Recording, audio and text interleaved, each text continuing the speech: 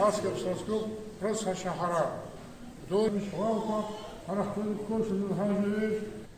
Евангельское равенство всех народов, живущих на этой планете.